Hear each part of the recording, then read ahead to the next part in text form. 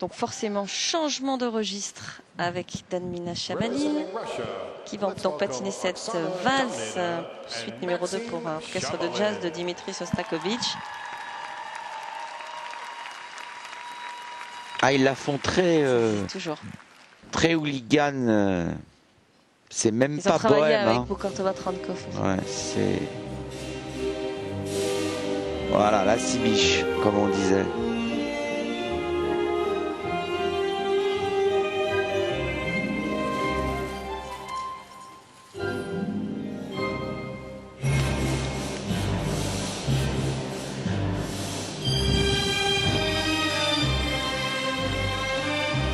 La Golden Valse.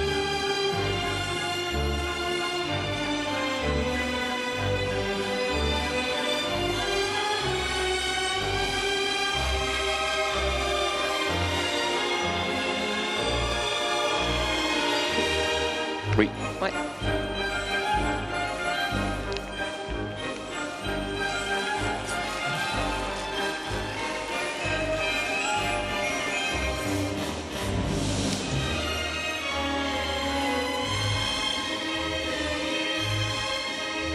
Bon, c'est intéressant.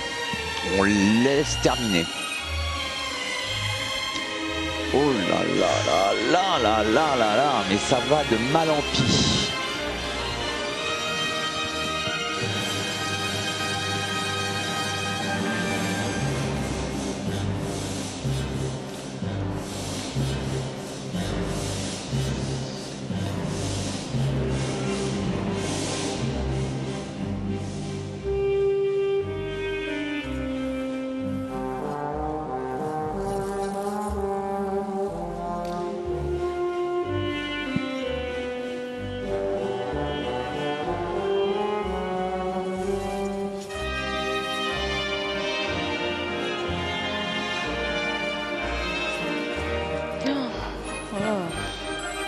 Ça fait déjà 4 fautes. Mais l'essentiel, malheureusement pour eux, c'est que l'essentiel n'est pas là. Nous vous le dirons tout à l'heure.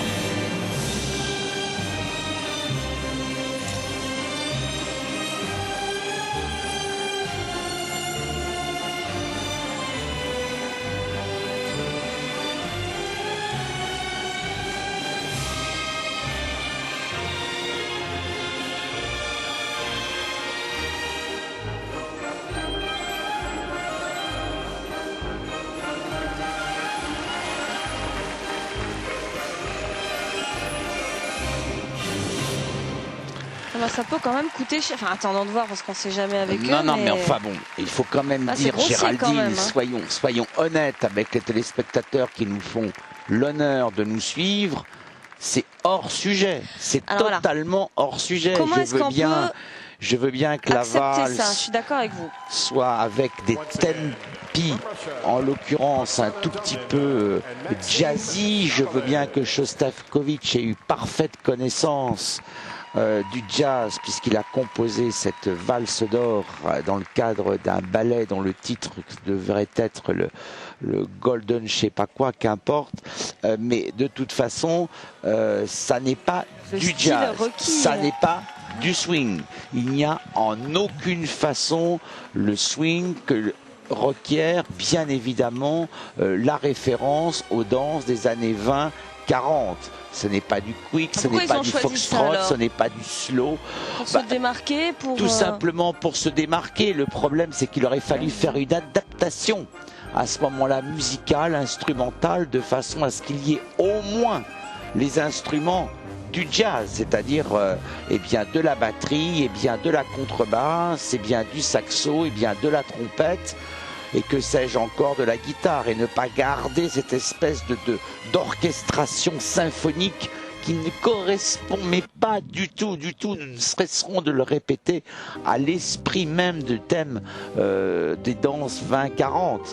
Donc c'est alors là, évidemment, inutile de commenter. Là, oui, vous voyez à quel point la pirouette est fautive. Ils sont en déséquilibre complet. Le nombre de tours est totalement insuffisant. Il y a eu pas moins de 4 erreurs pendant cette danse originale. Donc on ne voit pas comment. Puis en plus, c'est bluffé, c'est pas chic, c'est carrément.